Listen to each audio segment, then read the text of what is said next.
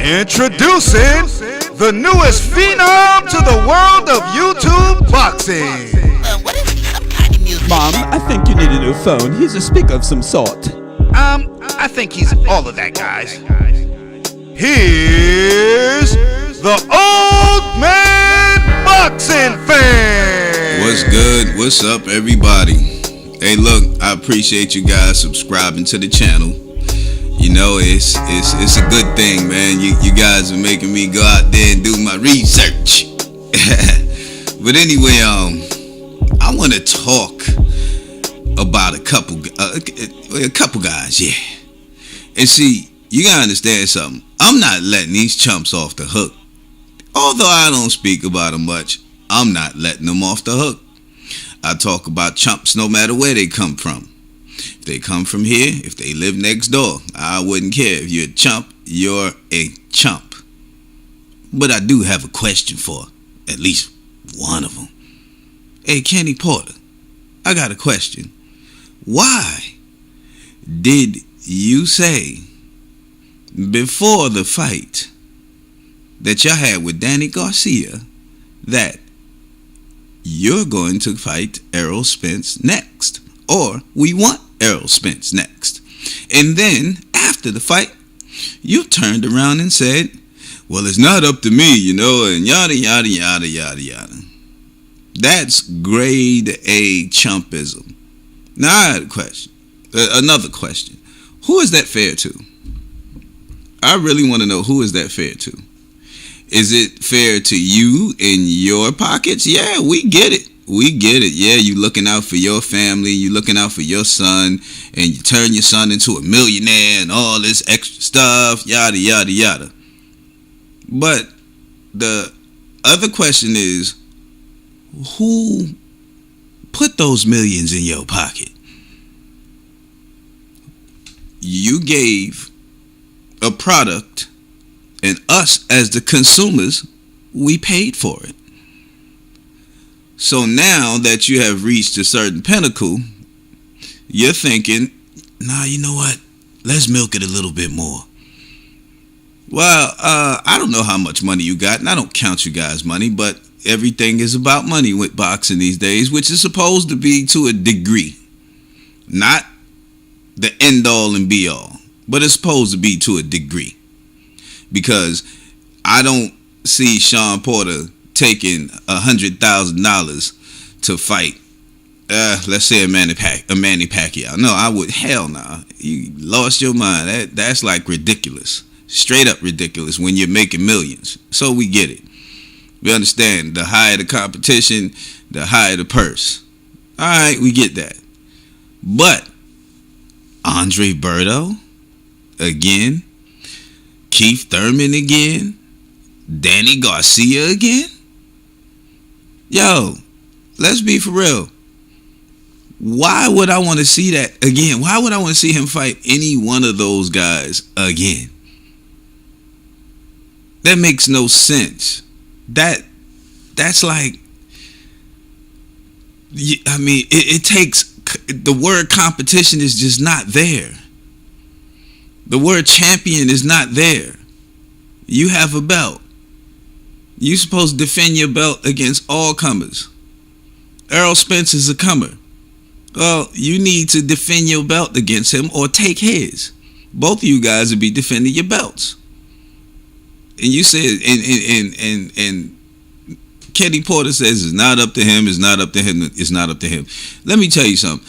I don't know one time in boxing history where a fighter wanted to fight another fighter and that fight did not happen. They both wanted to fight each other and it didn't happen. I don't know of it. And it was that kind of a thing going on where there was belts involved. Hell, each one of them wanted to take the other's belt to show who was champion. That just doesn't go on these days no more.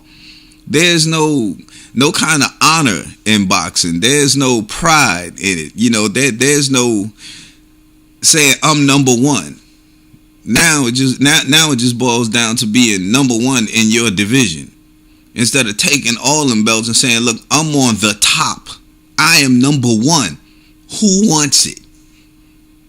I understand why. Look, a lot of the LDBC are guys around my age, almost 50 or even more. In the era that we grew up in, it was a tough time. So we were tougher people. We are tougher people, not were. But our forefathers and all of that, our fathers, our mothers, they had a way tougher time than when we had it. Our grandmothers and all of them had a way tougher time than when we had it. But that toughness was still there because we're talking about the 70s here. People were still getting hung in the South in the 70s. Apartheid was going on and stuff like that. So it was a whole different world. And the boxers that came up at that time had to deal with things that you guys cannot fathom. And instead of saying, you know what, let me look in the past and dig up some of that stuff there. Let me dig up some of that energy. That's what it's all about. Those guys, I heard, I don't know this guy's name, but he talks a lot of trash about the LDBC. And one of his videos came out, it was about 2-3 weeks ago, something like that. But I saw it like last week. And this dude has the LDBC all up in his dang on titles and everything.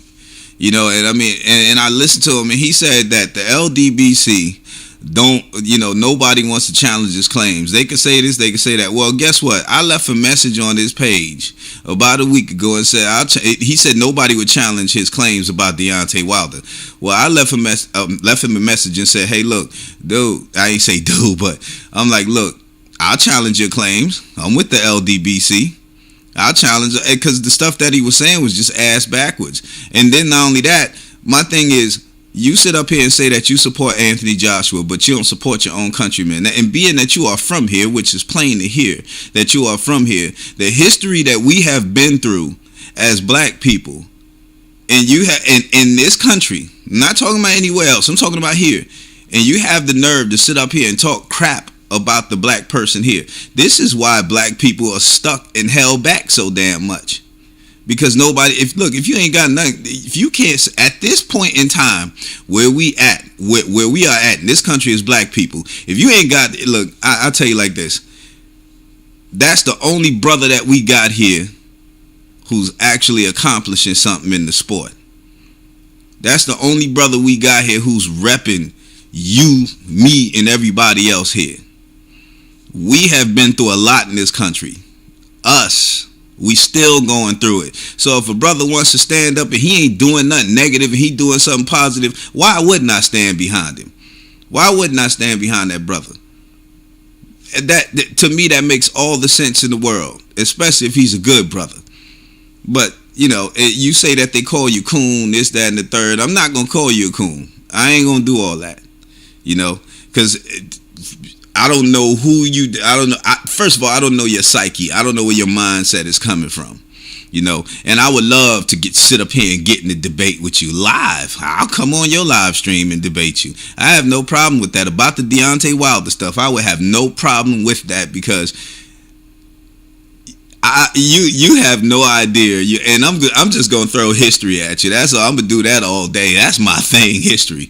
And then I will make a whole lot of comparisons and show you the stuff that you're doing is ass backwards. But anyway, back to Mr. Kenny Porter and Sean Porter. As far as I'm concerned, I don't talk about them much, and the reason why is because I see what's going on, and it's just chumpism to me. They come, we don't call the shots. Man, come on. You don't think that fight with Errol Spence generate cash? Let's be for real. Y'all could be pushing that right now. And the narrative has been out there that you guys are scared of them. So people definitely want to see, if you say, okay, we want to fight next, what you think? Man, people going to be jumping out of their dang on windows to see that fight. Just to see, he's going to go in there. But anyway, Old Man Boxing signing out. Peace.